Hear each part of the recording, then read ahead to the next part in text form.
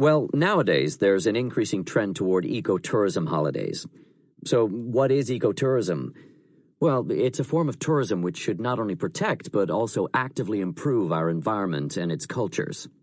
However, many forms of tourism which are presented as sustainable, nature-based, and environmentally friendly are often not what they seem, and this is rapidly becoming a somewhat thorny issue. Governments, as well as the tourism industry, promote ecotourism, but there are very well-founded concerns that in many instances it not only lacks adequate scientific foundations, but is also not viable as a solution to the world's social and environmental problems, which, of course, is what ecotourism is supposed to be about. Many ecotourism holidays are really nothing more than a marketing ploy, and indeed, in the worst cases, can be said to even threaten local cultures, economies, and natural resource bases. The issue is further confused by the multitude of terms to describe types of travel which supposedly protect the environment. Other than ecotourism, we have adventure travel, sustainable tourism, responsible tourism, nature-based travel, green travel, and cultural tourism, to name just a few. So the problem we have here is whether a potential traveler who wants a legitimately environmentally friendly travel experience can make the right choice when confronted with this type of marketing.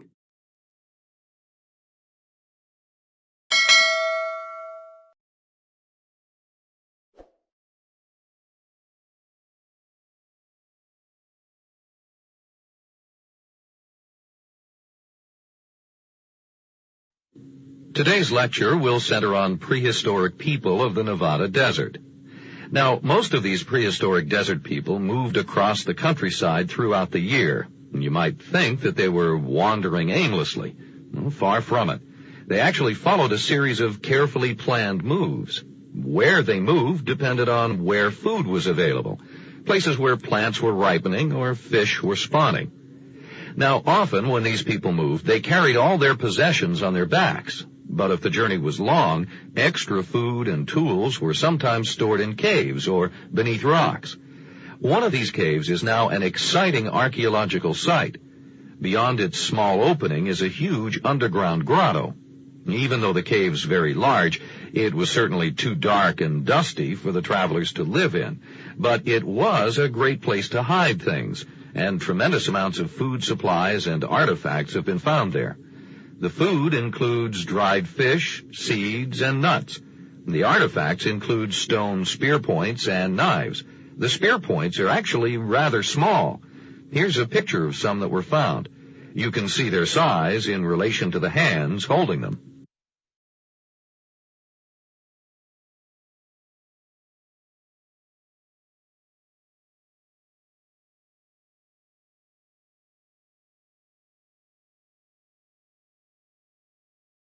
Technological nature. You may have heard this term. It's a term used to describe a picture of a natural scene that's been produced using computer graphics, so that basically it isn't a real view, say of a garden or field. It's a virtual one. It's a picture that looks like a real scene. Now, looking at scenes of nature is known to have an effect on people's health and well-being. So, for someone who's ill, for a patient in a hospital, does a virtual view of a garden have the same impact as a real one? Does it have the same beneficial effects when you look at it? Because that would be good. Well, if you test this out, if you put a group of people in a room with a real view and another group of people in a room with a virtual view, an unreal view, you can see what happens when they get stressed. If you give both groups a task that is slightly stressful and increases their heart rate, and what you'll find is that the people who have the real garden scene outside their window to look at, their heart rate goes back to normal more quickly than those of the people in the other group who only have a virtual view to look at. So, yes, there is a difference. People's recovery from stress is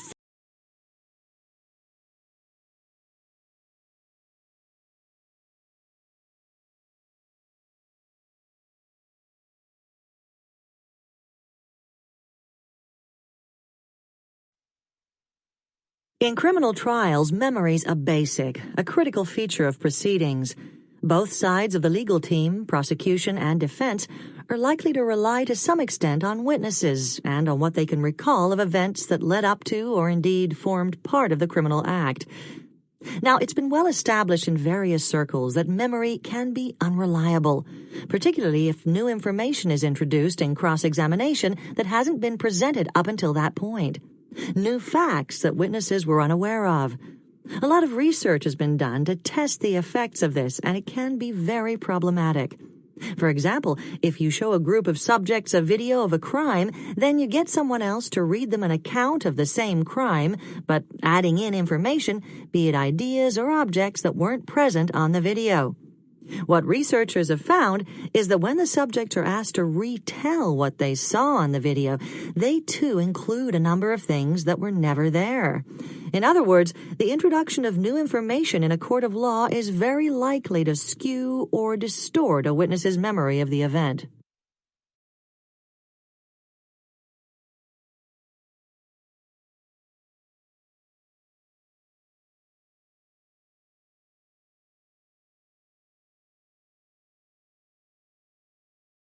The autumn term is in full swing now, and deadlines are fast approaching. So, to help you with the final touches on your assignments, I wanted to say a few words about proofreading. Most people find it easy to spot problems with grammar or punctuation when reading someone else's writing, but it's always much harder to see these things when looking at your own. Since you won't always have the luxury of having someone else proofread for you, let's look at a few ways to effectively do it yourself. When proofreading your own work, it's important that you know what kind of errors you're looking for.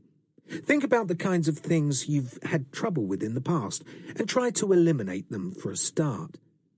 Now, most people know to look for things like grammar, spelling and punctuation, but don't forget that the big picture is just as important. Make sure your work is organized in a logical way and that each paragraph represents a clear, distinct idea. You might take yourself to a quiet spot and try reading your work aloud. As you do, make sure it flows. Don't forget to check your referencing and citations. If possible, try to give yourself at least a day or two to complete the proofreading process. It's easier to spot mistakes if you've had a bit of a break from looking at the paper.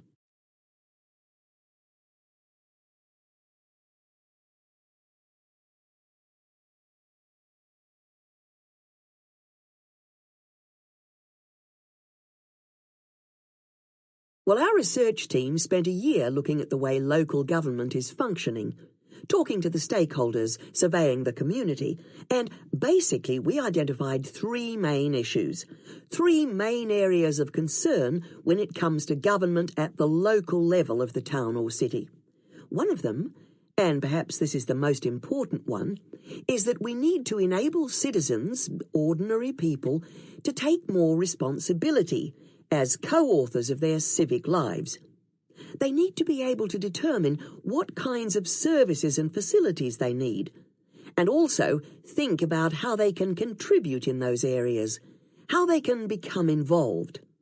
A second area we looked at was how to create a public service and public servants who are able to actually support citizens in what they want and need. Now, this should perhaps happen in a more down-to-earth and less bureaucratic way than we've seen in the past. I'm talking about moving towards a more customer-directed approach across the board. Finally, we need to look at the relationships between national government, local government and citizens, because that has not been functioning as it should. We've had over-directive centralism, and a kind of mistrust has emerged between national and local bodies, and it's the citizens who bear the brunt of this.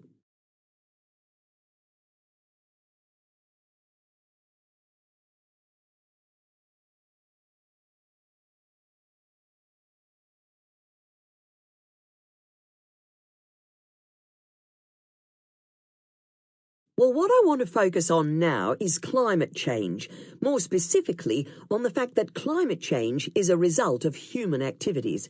Now, there has been some disagreement regarding the extent to which human activity can be blamed for climate change. But I want to argue that there is evidence which clearly demonstrates that our own actions really are causing a genuine threat. The available evidence seems to indicate fairly conclusively that land and sea temperatures started to increase around 200 years ago. So, what's the significance of this? Well, 200 years ago roughly coincides with the beginning of the Industrial Revolution in the Northern Hemisphere. In other words, this was when our production of harmful gases really got going as a result of increased industrialization. Since that time, our production of gases has accelerated due to the fact that not only has industry grown in size, but it has also now spread to the Southern Hemisphere, indeed, most parts of the world. So, in the last 200 years, as industry has grown, we can see a gradual rise in the temperatures, which, to my mind, is sufficient proof of the damaging effect of our actions, and needless to say, it's an issue which we need to address.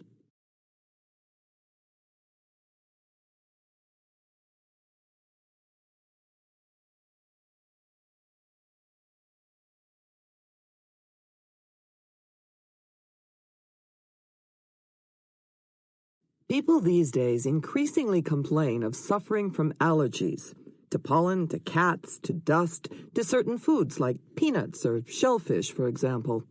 But what exactly are allergies, and why do we develop them? Well, an allergy is the body reacting to something that is trying to harm it. Sometimes the reaction is mild, sneezing or a rash perhaps, but in extreme cases it can be life-threatening. In an allergic reaction, the body is stimulated to produce histamines, which help to get rid of what is harmful. So, your eyes and nose may stream as a way of losing irritating particles, or your skin may itch in order to make you scratch it and so remove any harmful parasites. In some societies these days, allergic reactions occur without the person being in a harmful situation. However, in situations where, say, hygiene is less developed, then the body's immune system spends its early years fighting off genuine problems, and so does not tend to overreact to harmless irritants at a later stage. So, how to deal with an allergy? The first step has to be to ascertain what triggers the allergic reaction, and then to avoid contact with that allergen as far as is possible. If avoidance is impossible, antihistamines can be prescribed to minimize the symptoms experienced by the sufferer.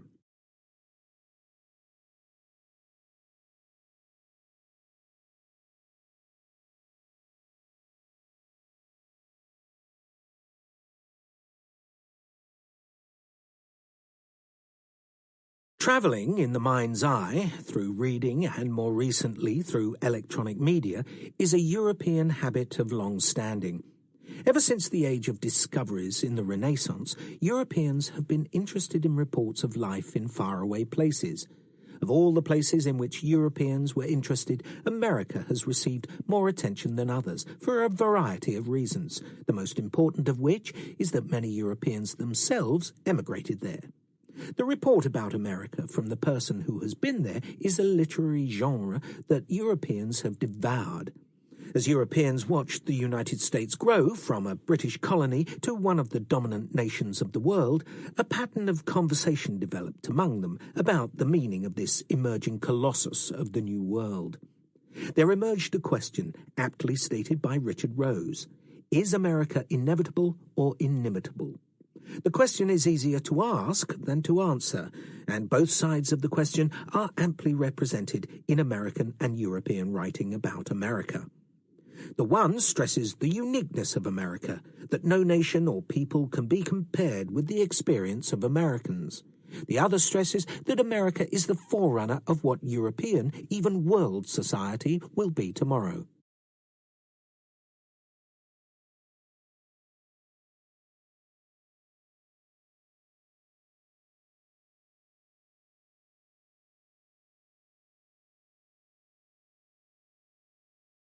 I understand that one major concern of yours in running a successful company, especially in the current economic climate, is the question of worker loyalty. Are you saying that such a thing no longer exists? And if so, what are some of the reasons for this? And how important is loyalty to the smooth and successful running of a company such as yours?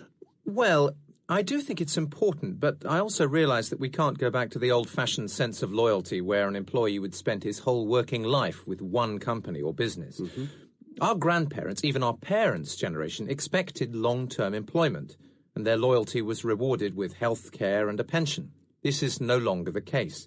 Many companies are no longer willing or perhaps even able to provide such a financial package. Besides, to a younger generation, sticking at the same job all your life isn't a very exciting or inspiring prospect. Some reasons for this might be the shortening of contracts, outsourcing, automation, and people holding down more than one job. In other words, we've all had to adapt to the realities of a rapidly changing, fast-paced economy. However, all this is not to say that loyalty is dead. Rather, it has changed emphasis. Today, it is more about trust, in that an employee will promise to bring his skills and engage fully in his work for as long as she or he is there. People change jobs a lot more these days, but I still believe that a company is better off with at least a core of people who stay for the long term.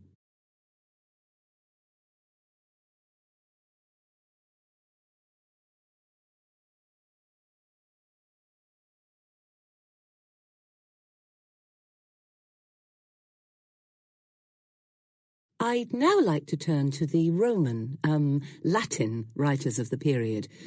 Their achievements in the other arts, architecture, painting and sculpture, were rather second-rate and mostly in imitation of the Greeks.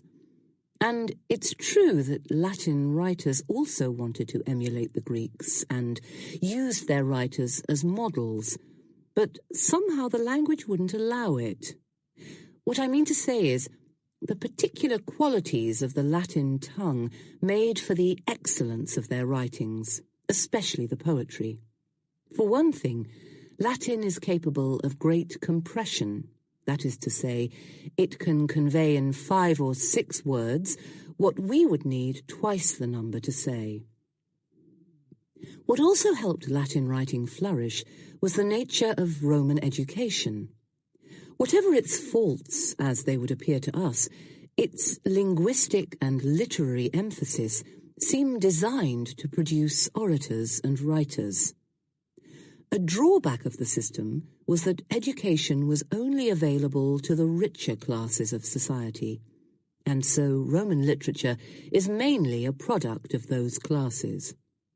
This, in turn, meant that the subject matter was fairly limited and narrow in its social reach, though there were exceptions.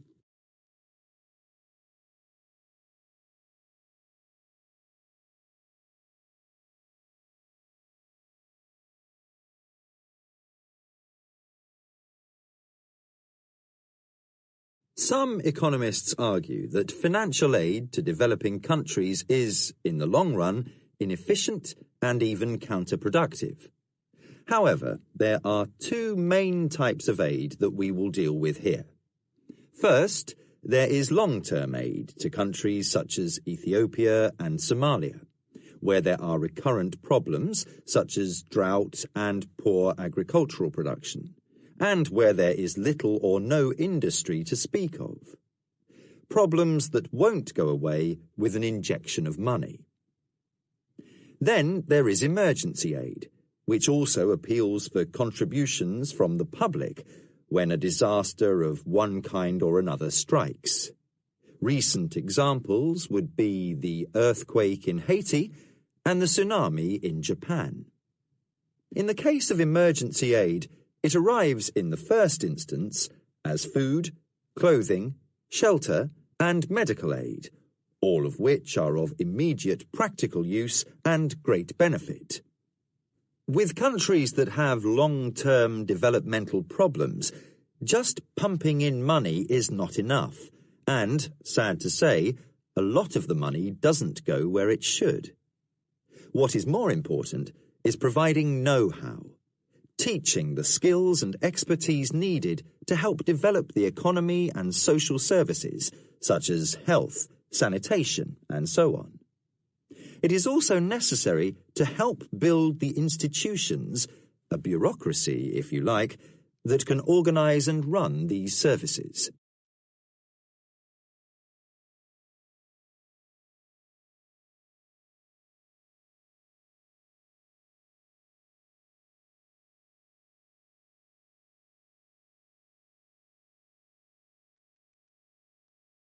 Now, Professor, recently you wrote a letter to a leading national newspaper complaining about falling standards in both written and spoken language among students, even graduates, and saying that you deplore the way English is being debased by change and dumbing down. Yes, I said that standards are falling and that very few graduates these days can write a comprehensible essay.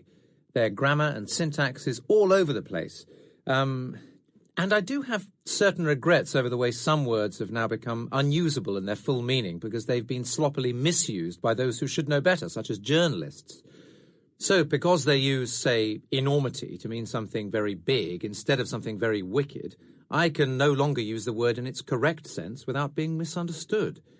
And there are hundreds of other cases like this. But, of course, language changes and meanings shift and change emphasis, and it's as useless to complain about that as it is to moan about the weather. The point I was making was that, at the earliest possible level, children should be made familiar with the basics of grammar and syntax, how to put sentences together, and so on. But I'm not suggesting going back to the days when, as I did, you had to analyse sentences in minute detail, as if you were doing Latin. Though, of course, there is something to be said for having that kind of detailed understanding of the language.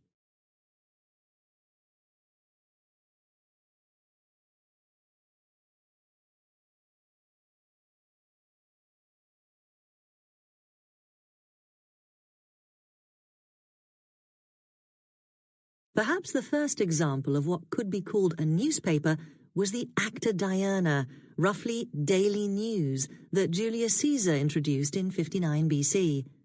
This was a handwritten news sheet posted daily in the Forum at Rome and in other common meeting places around the city. Of course, a lot of the news would be out of date in the sense that, for example, it took a long time for reports of a victory in a distant country to get back to Rome. Nonetheless, a lot of the items included are similar to those found in more modern newspapers. News of battles, as already mentioned, as well as political and military appointments, political events, and even a social diary recording marriages, births and deaths. One mustn't forget sport, if that is what you call it. Just like modern fans of football, sports-minded Romans could keep up with the latest results of the gladiator contests. People who lived in the provinces and wanted to be kept up to date would send scribes to Rome to copy the news and have them send it back by letter. Many of these scribes could make extra money by providing the news to more than one client. Quite a few of them were slaves and would go on to use the extra money earned to buy their freedom.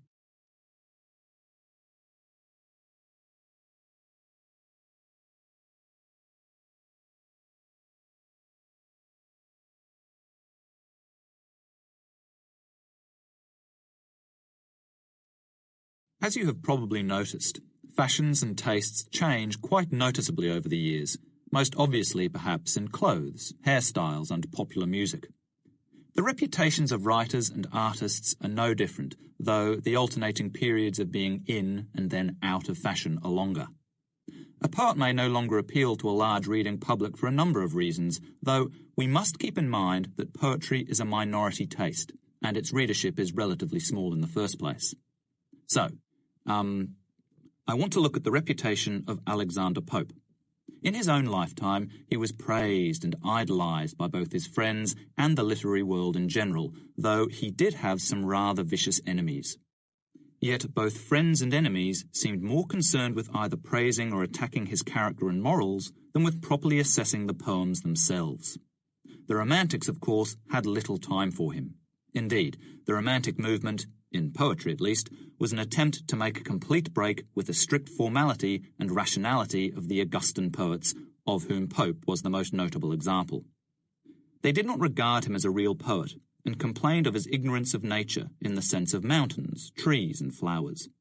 The Victorians were even less responsive to Pope, and this was probably the period when his reputation was at its lowest.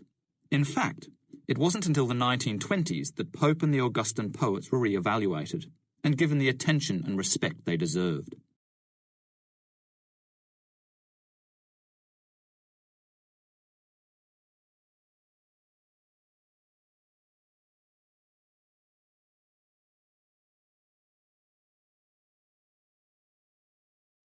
Professor, could you say a bit more about this psychogeography you mentioned earlier?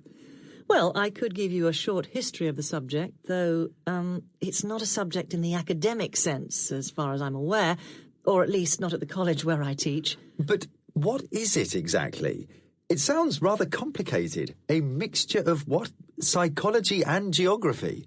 No, not at all. Well, the first theorist of it was a Frenchman, Guy Debord. And basically, in his words, it's the study of the effects of the geographical environment on the emotions and behaviour of people. Put like that, of course, it doesn't sound like anything new. People have always been aware at some level of the effect of their surroundings on their emotions and way of life. And this includes not just buildings, but the landscape as a whole, the climate and so on. But it is mainly an urban thing. And these days, people who call themselves psychogeographers tend to be harsh critics of the way modern city planners develop urban space. Really, I suppose, it asks people to pay more attention to their environment, be critical of it, and to note not just the aspects we've already mentioned, but the atmosphere created by them as well. I could go on and tell you how to go about it, but all you have to do is go online and you'll find a site for almost any city you care to name. It's worth looking into.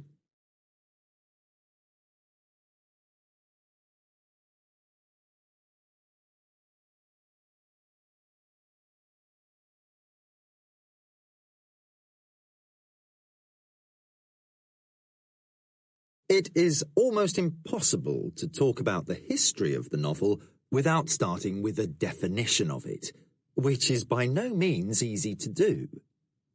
We all know what we ourselves mean by a novel and have our favourite novelists, whether they are from the heyday of Victorian fiction, Dickens, say, or George Eliot, or someone more modern or postmodern, for example, B.S. Johnson, who is famed for writing a novel that was bought in a box with loose pages that you could read in any order.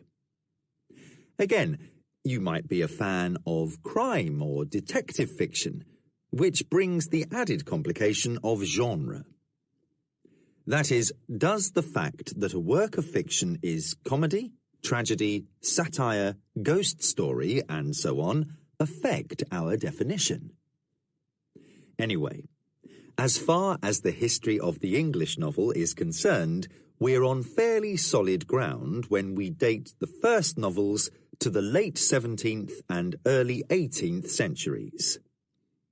The first that is still read as a novel, in the way we read novels now, is Bunyan's Pilgrim's Progress, which did have an enormous effect on English prose writing. But for me, it would be Defoe's Robinson Crusoe. Now, people have tried to locate the beginnings even earlier than this, to Elizabethan prose writing, and even further back. But I think this is to lose sight of what a novel is and does, and confuses any kind of fiction with the true novel.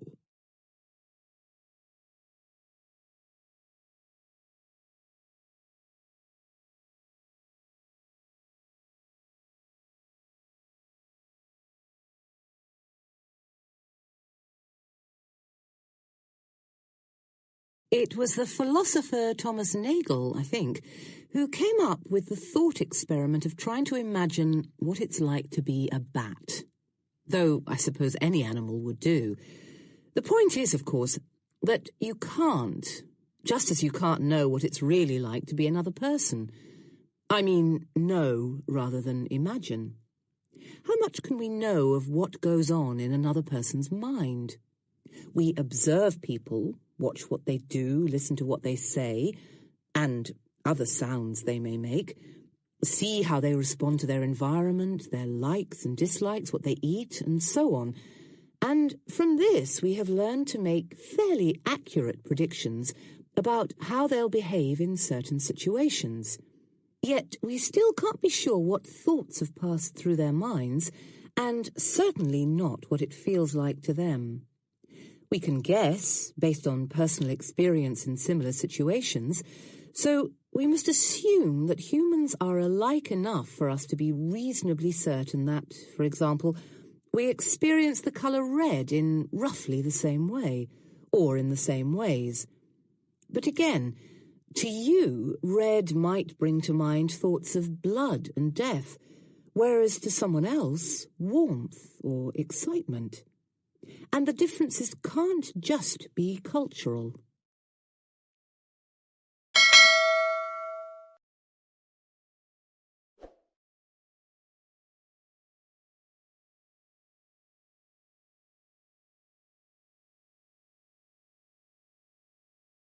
Is it true you once said that English as a subject at university, literature I mean, was a soft option? That it was just doing what you enjoy doing anyway? That is, reading books, No, I didn't. In fact, I was arguing, and on occasion still have to argue, the opposite.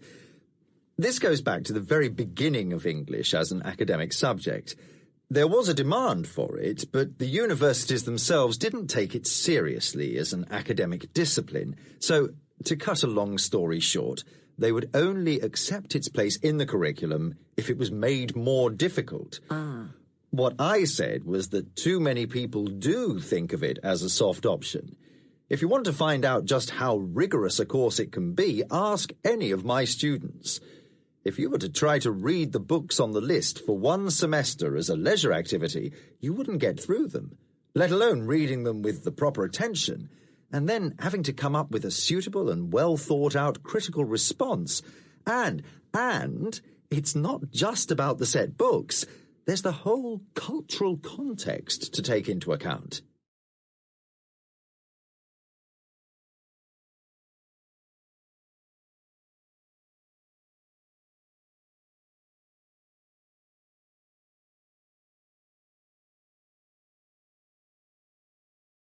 I became interested in, what would you call it, the behaviour, the psychology, perhaps, of crowds after getting caught up, quite by accident, in a demonstration that turned into a bit of a riot.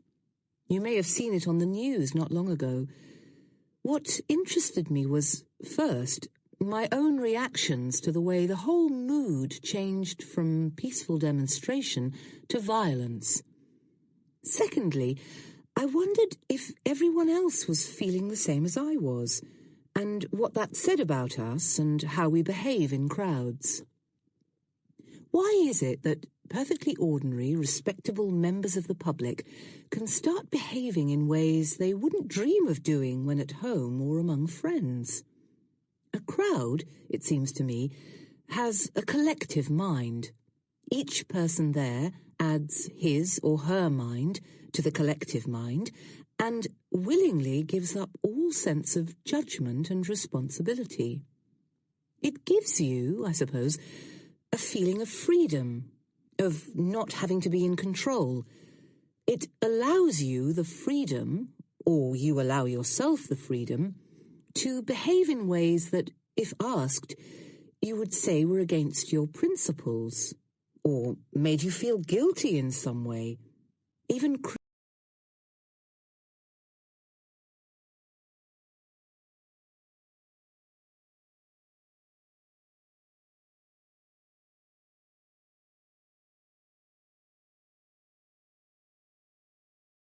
John Milton is best known for his poetry, especially Paradise Lost, but also for the more accessible and shorter Lycidas and L'Allegro and Il Penseroso, plus one or two sonnets you'll find in most anthologies.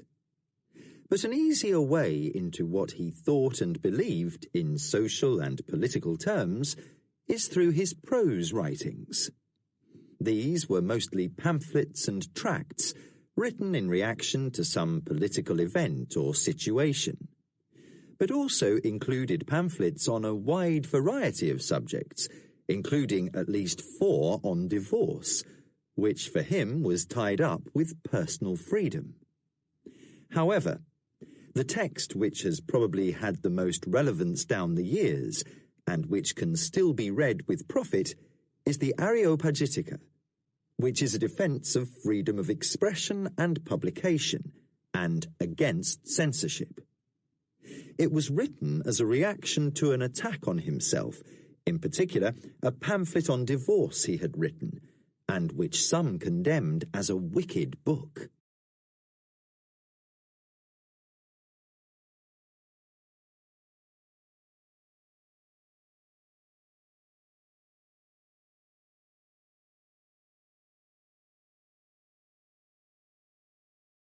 I want to welcome each and every balloon enthusiast to Philadelphia. Thank you for coming here this morning to commemorate the first balloon voyage in the United States. On January 9th, 1793, at 10 o'clock in the morning, a silk balloon lifted into the skies above this city, which was, at the time, the capital of the country. According to the original records of the flight, the voyage lasted 46 minutes, from its departure in Philadelphia to its landing across the Delaware River in New Jersey. Though our pilots today will try to approximate the original landing site, they're at the mercy of the winds, so who knows where they'll drift off to. Even the balloonist in 1793 experienced some uncertain weather that day. There were clouds, fog, and mist in various directions. Our reenactment promises to be nothing less than spectacular. The yellow balloon directly behind me is 5 stories high. It's inflated with helium, unlike the original, which was filled with hydrogen and, unbeknownst to the pilot, potentially explosive. Gas-filled models are pretty uncommon now because of the extremely high cost. So the 80 other balloons in today's launch are hot air, heated by propane burners. These balloons are from all over the country.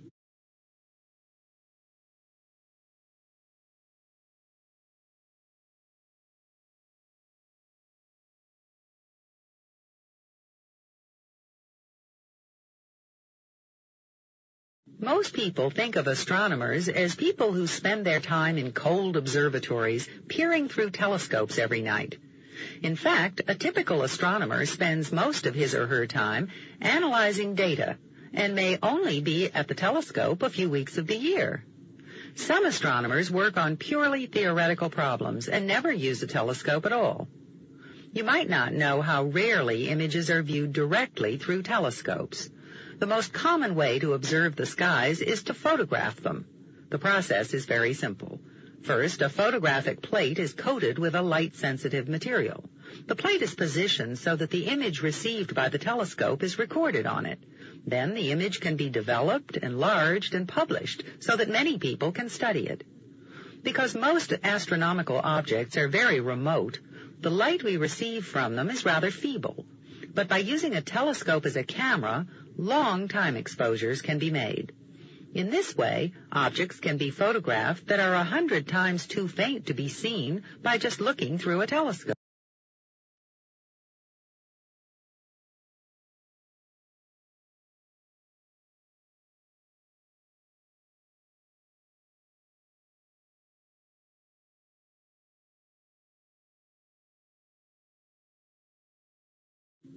To us, the environment in which fish dwell often seems cold, dark, and mysterious.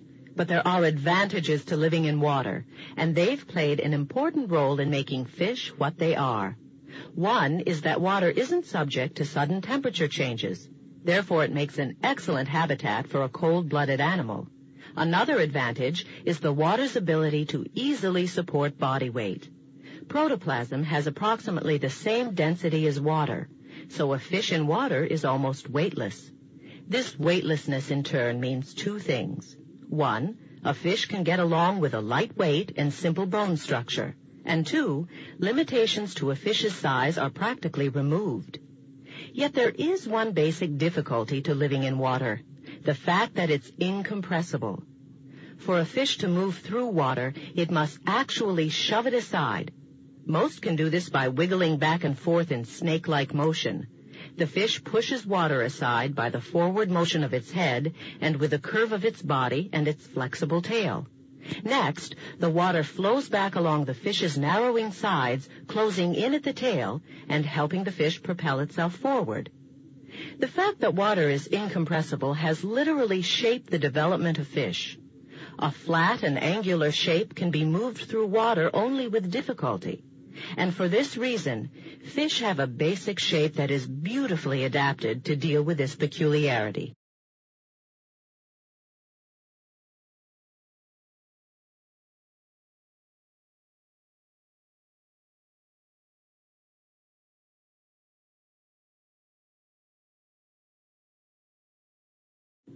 Thank you all for coming out this evening to meet sociologist Ellen Lambert. Ms. Lambert specializes in research on the workplace and recently has been writing about the future of work. This topic should be of special interest since I know many of you are already at the forefront of workplace technology. For example, let's have a show of hands to see how many people here telecommute at least part of the time. I see 8 hands raised. Well, you 8 folks who work at home and communicate with your office via computer represent one of the trends Ms. Lambert has described, that people are becoming less tied to the workplace. One of the important tools for telecommuting is electronic mail or email. Email lets you send and receive messages almost immediately on your computer, but you control when you read them and when you respond to them. This technology allows people to have more control over time than when relying solely on the telephone. Our guest tonight will discuss how these important changes will alter the way we work. But before turning the floor over to Ms. Lambert, I would just like to remind you that she'll be available to answer any individual questions at the reception immediately following this talk.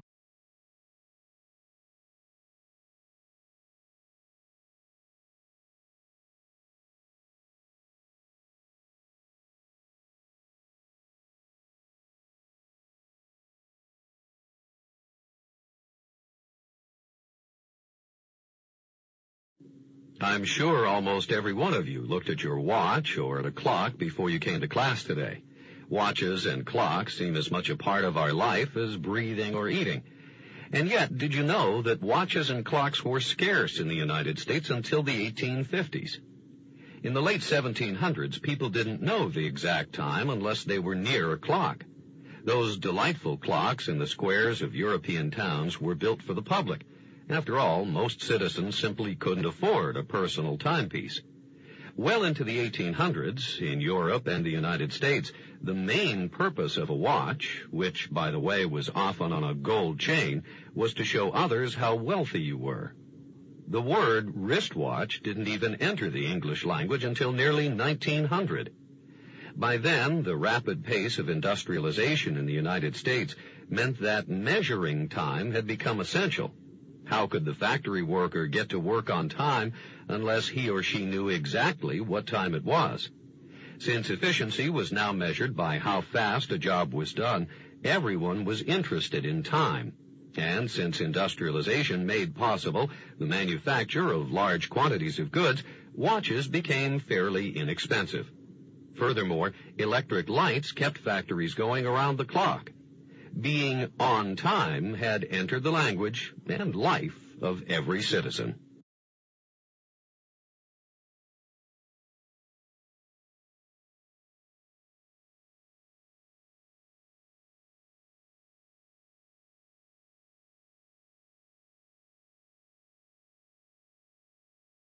You might think that most of the patients at sleep clinics are being treated for sleeplessness, commonly referred to as insomnia, but that is not the case.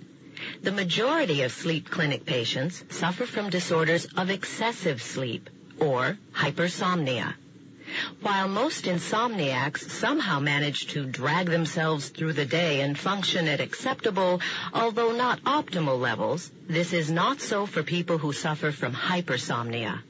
They are incapacitated by irresistible urges to sleep during the day, often in inappropriate situations, at business meetings, in supermarkets, or at parties. Even more dangerous is their failure to remain awake when driving or operating machinery. Falling asleep in such situations could obviously be life-threatening. Many hypersomniacs suffer from narcolepsy, for which the primary symptom is excessive daytime sleepiness.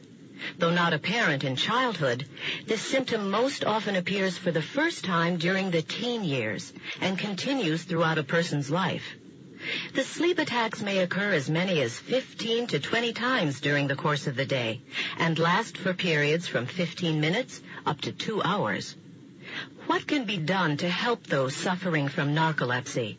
There are certain drugs that can help, and specialists suggest voluntary napping to decrease the frequency of such sleep attacks.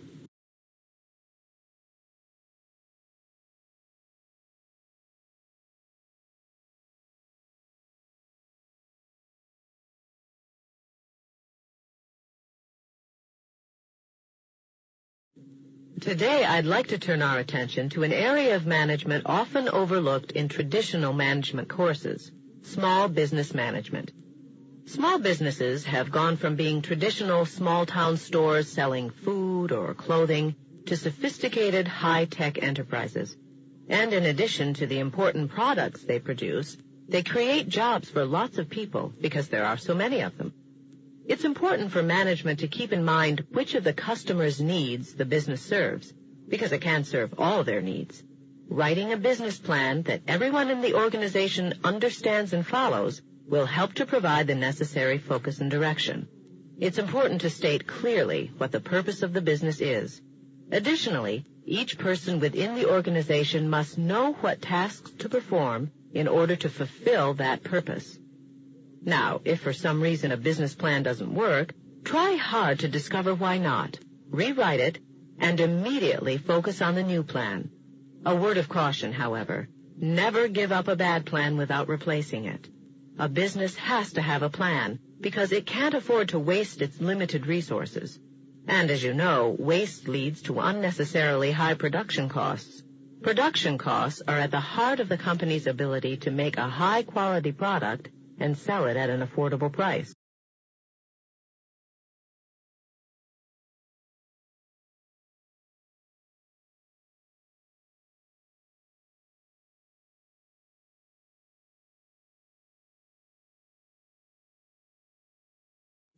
Today, we're going to continue our discussion of modern art and talk about Charles Suri. Charles Suri has been a part of many modern art movements. He's worked in pop art, cubism, and conceptual art, but he made his mark as a pioneer in computer art. Even long before computers became popular, he was punching cards and feeding them into the big mainframe computer at Ohio State University. In the beginning, he had to work without a monitor, so he was virtually creating art in the dark. He even learned computer programming so he could experiment with this new tool. Through the computer, Suri has been able to explore a new world of possibilities. For example, the computer enables him to sculpt in 3 dimensions. Also, he can look at a sculpture from any angle and move it around, change the location of the light source, or he can copy it in different colors. Over the years, Suri received numerous grants for various projects. This money allowed him to train students in computer graphics and animation techniques, and to advance the computer as a medium for artists. Even though he uses modern technology, Suri still insists he is creating art. He's always told his students to keep the issues of art in focus, and not get so caught up in the technology that you forget about the image.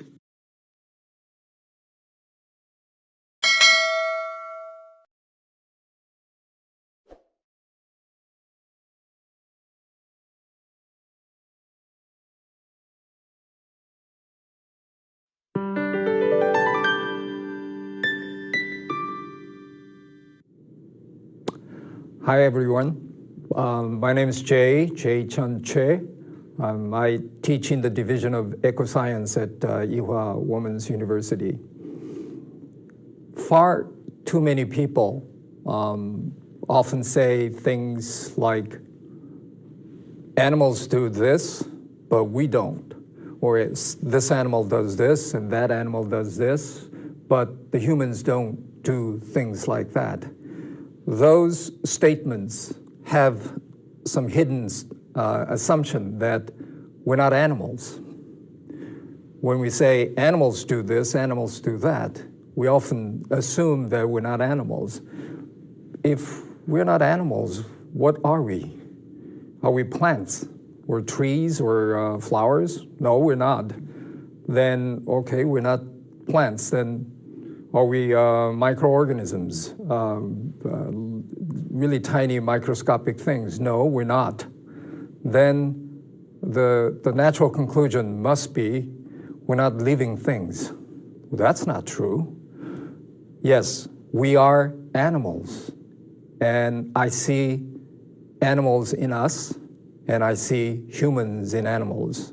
So I'm going to talk about the animal behavior and human nature. In order to understand human nature, we can look into animals' eyes and animal behavior and find something about what made us who we are.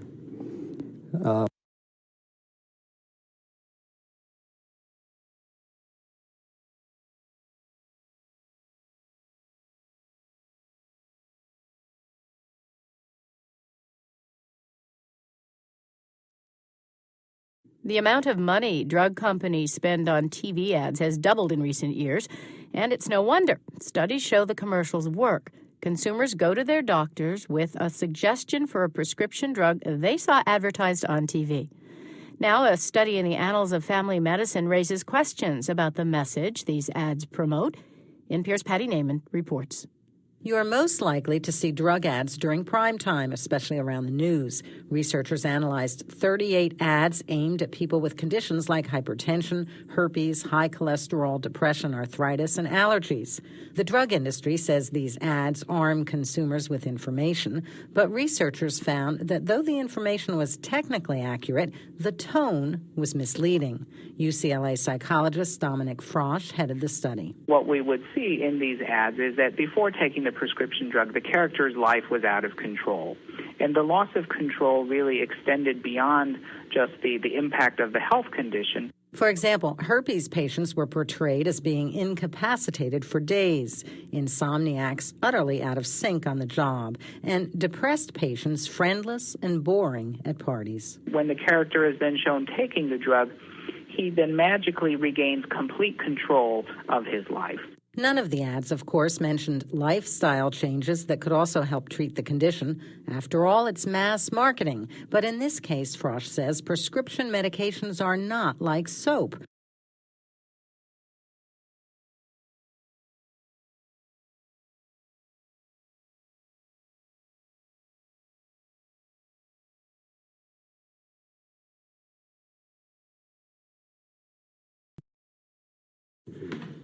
This is a 40-watt light bulb. If you leave it on all the time, it uses 1 kilowatt hour every day. And it's possible to express all forms of power consumption using this unit of the light bulb.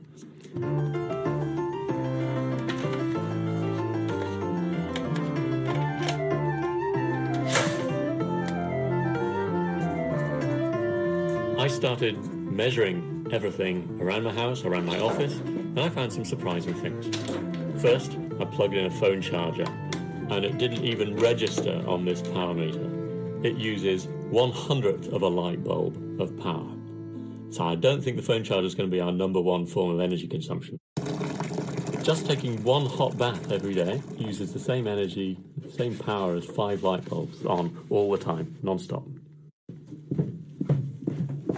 And I found I've been steadily using 40 light bulbs worth of gas for heating, making hot air and hot water, and that surprised me. Transport is one of the biggest forms of energy consumption.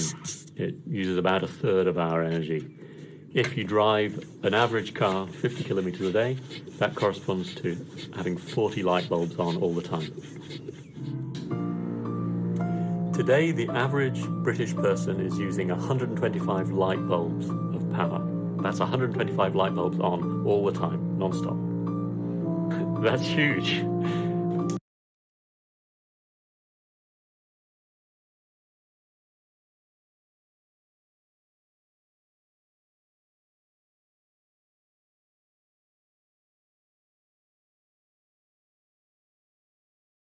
Talk about water and the law that surrounds drinking water. To talk about its quality, talk about what your rights are to clean water, to also give you a sense of what key threats are to drinking water, what your exposure might be, and what we might do about it, both legally but also personally. Water is a critical component of our environment and our bodies. Your body is close to 70% water. You can go for several weeks, 2 to 3 on average, without food. You can only go for about 4 minutes without air. And you can go for maybe 4 or 5 days without water before you die. So water is absolutely critical, and one of the key arguments I want to make today is that it's a largely neglected area of environmental law, given the rapid increase in our knowledge about chemical threats to water quality and where those threats come from.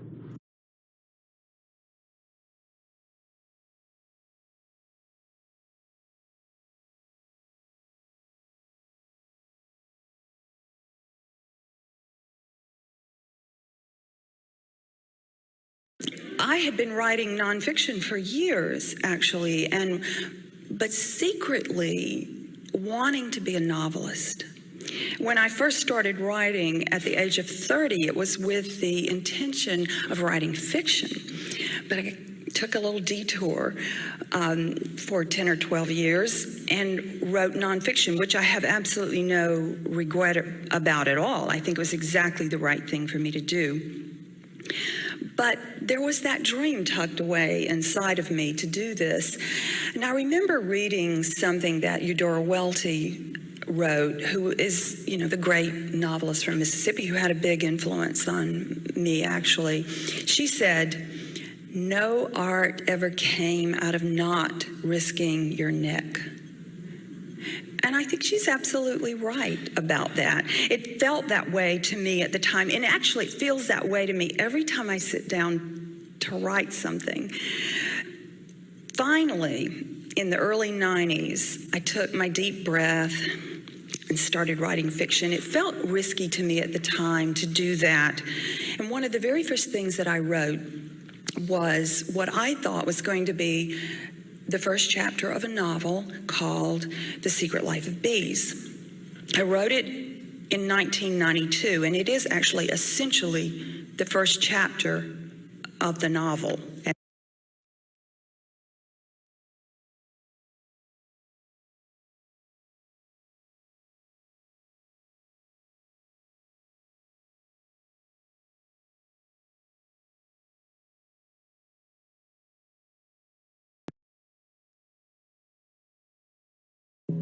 Mary Mallon, better known as Typhoid Mary, was the first person in the United States identified as an asymptomatic carrier of the pathogen associated with typhoid fever.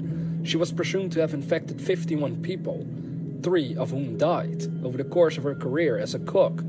She was twice forcibly isolated by public health authorities and died after a total of nearly 3 decades in isolation. From 1900 to 1907, Mallon worked as a cook in the New York City area for 7 families. In 1900, she worked in Mamaroneck, New York, where, within 2 weeks of her employment, residents developed typhoid fever. In 1901, she moved to Manhattan, where members of the family for whom she worked developed fevers and diarrhea, and the laundress died. Mallon then went to work for a lawyer. She left after 7 of the 8 people in that household became ill. In 1906, she took a position in Oyster Bay, Long Island, and within 2 weeks, 10 of the 11 family members were hospitalized with typhoid. She changed jobs again, and similar occurrences happened in 3 more households. She worked as a cook for the family of a wealthy New York banker, Charles Henry Warren. When the Warrens rented a house in Oyster Bay for the summer of 1906, Mallon went along too. From August 27th to September 3rd, 6 of the 11 people in the family came down with typhoid fever. The disease at the time was unusual in Oyster Bay, according to 3 medical doctors who practiced there.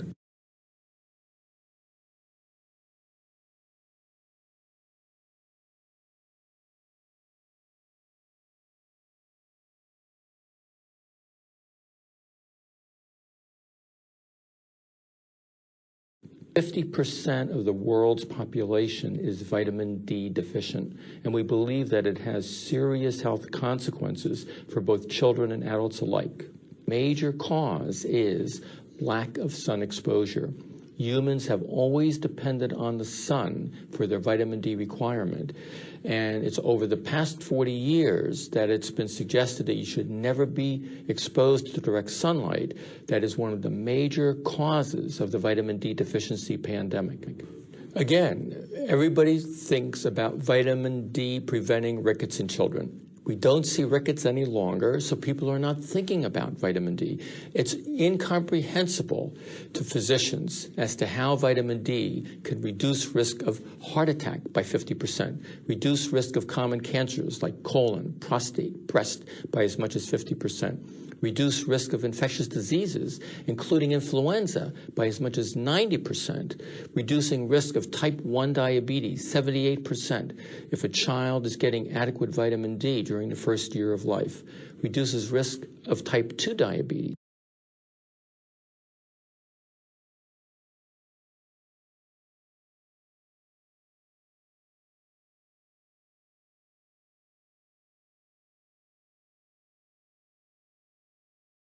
You've got sound receptors in your ear, and they're beautiful. We're not going to talk about them at any length, but there's little flappy, these little spiky things going along in your ear, and they can translate vibrational energy coming from your ear, hitting your eardrum, being translated into a vibration in the fluid in your ear, into a physical motion of these little receptors there, into an electrical motion, into an electrical signal that goes into your ear. So all that's pretty impressive stuff. We're not going to talk about the details of it, but I invite some of you who want to learn more about this, particularly MIT students, I think, find receptors to be really quite remarkable.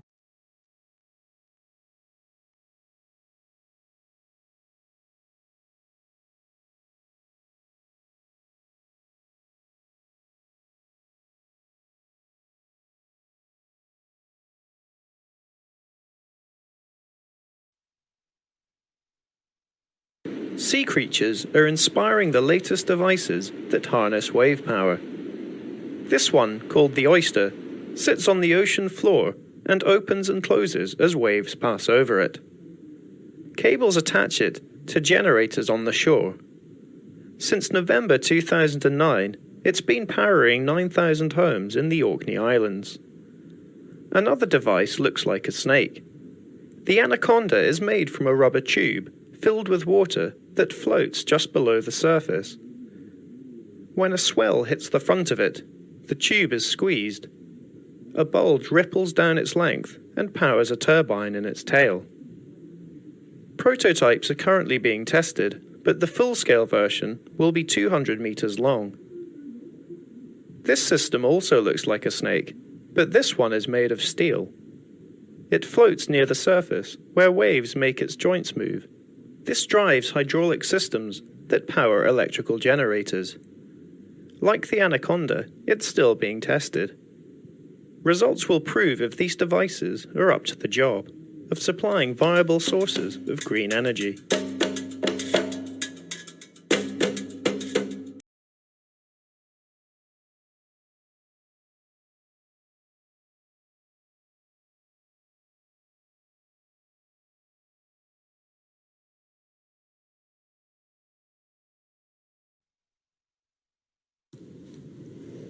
I'm 43 years old now and I owe tens of thousands of dollars in student loans, and I knew the loans were piling up as I went through school, but with one loan coming from here and another from there, I had no idea of the rock slide that was building, and now 15 years later I still experience moments of sheer horror regarding my family's financial situation. My monthly student loan payment now is more than triple my car payment.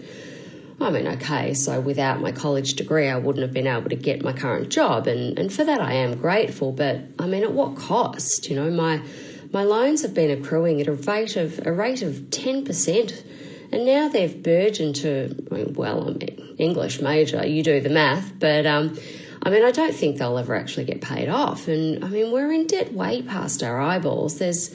I feel like there's just no hope in sight. I'm being kept in class, a financial class of graduates whose, only hope for attending college meant borrowing money from the government. And because of our mounting credit card debt and monthly payments they far exceed our family's income. So my kids themselves, my kids are also going to join the class of citizens who can't rely on their parents for college support. So, do I wish I'd chosen another educational route? You bet. And, perhaps trade school. I've even thought that being a plumber might not be such a bad gig. But, if your job aspirations do require a four-year degree, then take my advice and choose a college you can afford, both during and after graduation.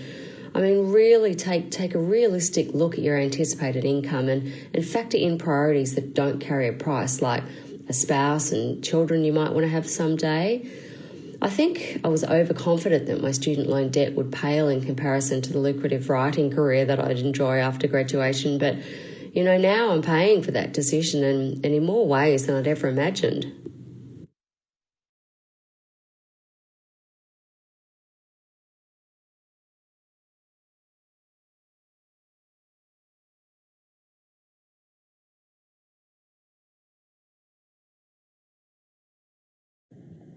During the time of the Aztecs, cacao was mainly used as a beverage. Wines and drinks were made from the white pulp around the seeds of the cacao pod. The beans themselves were used to make hot or cold chocolate drinks. Both the Maya and Aztec secular drinks used roasted cacao beans, a foaming agent sugar, toasted corn, and water. Vanilla and/or chili were also used as the ingredients in the drinks. Cacao beans were also used as a currency and as a tribute tax from peoples ruled by Aztecs. The oily layer floating in the chocolate drink, cacao butter, was used to protect the skin against the sun. For the Aztecs, cacao had a religious significance. Cacao was believed to be of divine origin. The cacao tree was a bridge between earth and heaven. Human sacrifices to propitiate gods or sun were first sanctified by giving him chocolate. Cacao beans were given to priest assistants as children's coming-of-age ceremonies.